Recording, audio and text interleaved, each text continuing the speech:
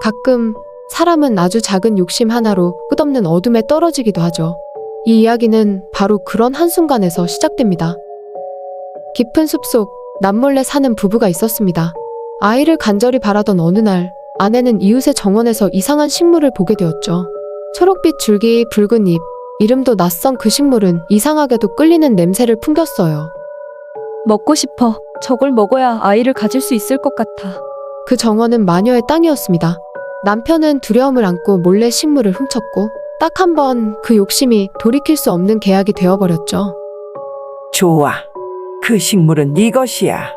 대신 네 아이는 내 것이다. 그렇게 태어난 소녀는 태어나자마자 빼앗겼고 높고 외딴 탑에 갇히게 되었습니다. 문도 계단도 없는 탑, 오직 창문 하나만 있는 감옥. 그 아이의 이름은 라푼젤. 시간이 흘러 라푼젤은 자라났습니다. 하지만 세상에 대해 아는 건 단 하나, 자신을 키운 마녀가 말해준 거짓뿐이었죠. 밖은 더럽고 사람들은 널 잡아먹을 거야. 너는 여기에 있어야 해. 내가 널 지켜주는 거야. 라푼젤은 긴 머리카락을 기르며 마녀가 부를 때마다 창밖으로 머리카락을 내려주었습니다. 라푼젤, 라푼젤. 네 머리카락을 내려라. 마녀는 그 머리카락을 타고 올라오며 아이를 철저히 길들였죠. 라푼젤은 밤이면 머리카락을 매만지며 의문에 잠겼어요. 밖은 정말 그렇게 무서운 곳일까? 그러던 어느 날, 숲을 지나던 한 왕자가 우연히 그녀의 노래를 듣습니다. 슬프고 고요한 감옥 속 노래. 누가 저 안에 있는 거지? 왕자는 며칠을 몰래 숲에 숨어 마녀가 라푼젤을 부르는 걸 지켜봤고 마침내 마녀의 말을 따라 외쳤습니다. 처음 보는 남자, 처음 느끼는 온기.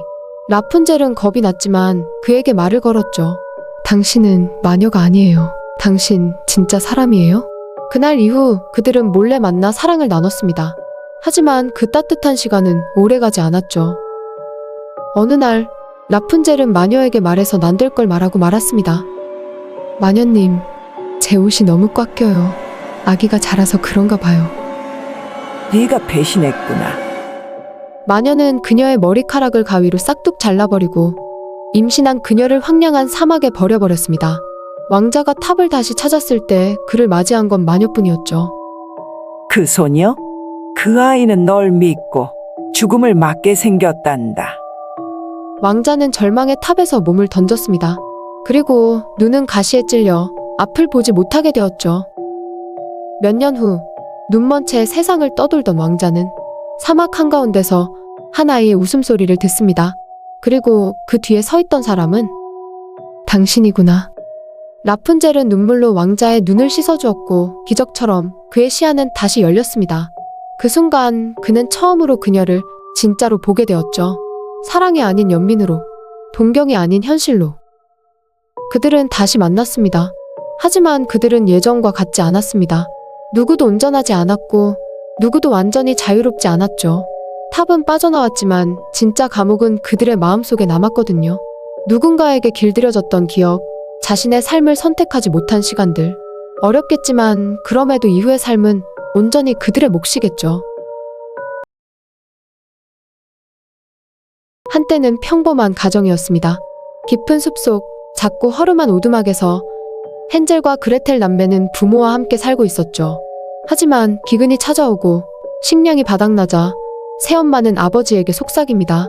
아이들을 숲에 버립시다. 그래야 우리가 살아요.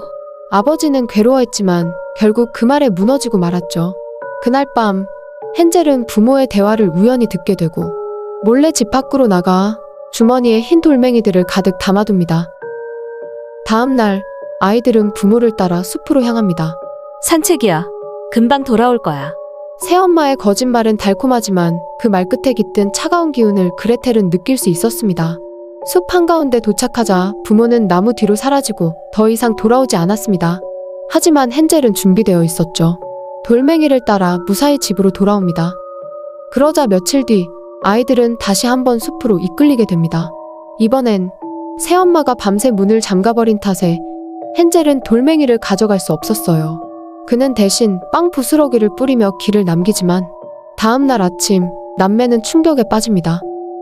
새들이 그 빵 부스러기를 모두 먹어버린 겁니다.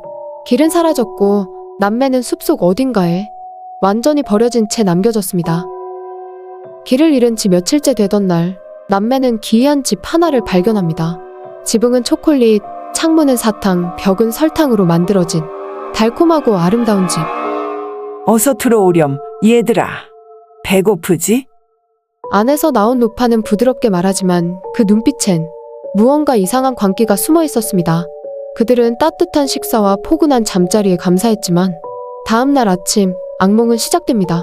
헨젤은 철창 안에 갇혔고 그레텔은 강제로 일을 하게 되죠. 헨젤을 살찌워야지. 맛있게 요리하려면 그녀는 마녀였어요. 어린아이를 유인해 살을 찌운 뒤 잡아먹는 끔찍한 마녀. 헨젤은 머리를 쓰기 시작합니다. 매일 뼈다귀를 내밀며 자신이 여전히 말랐다고 속이죠. 그러자 마녀는 화를 냅니다. 됐다. 그냥 오늘 구워 먹겠다. 마녀는 벽난로를 피우고 그레텔에게 말합니다. 불이 잘 피었는지 들여다보렴. 하지만 그레텔은 떨리는 목소리로 말하죠. 할머니가 먼저 해보세요. 화가 난 마녀는 직접 몸을 굽히고 그 순간 그레텔은 온 힘을 다해 마녀를 밀어넣습니다. 지옥 같은 불 속에서 마녀의 비명소리가 메아리치고 그 집은 불길에 휩싸입니다. 남매는 마녀의 방에서 금화와 보석을 챙겨 오랜 여정 끝에 마침내 집으로 돌아오게 됩니다. 하지만 그들의 눈엔 다시는 예전처럼 순수한 빛이 없었습니다. 숲은 아이들을 삼키려 했고 어른들은 그들을 버렸으며 그들은 살아남기 위해 스스로 잔혹해져야만 했죠. 혹시 지금 달콤한 무언가가 너무 쉽게 다가온다면 그 안에 무엇이 숨겨져 있을지 꼭 의심해보세요. 그레텔은 그걸 불 속에서 배웠으니까요.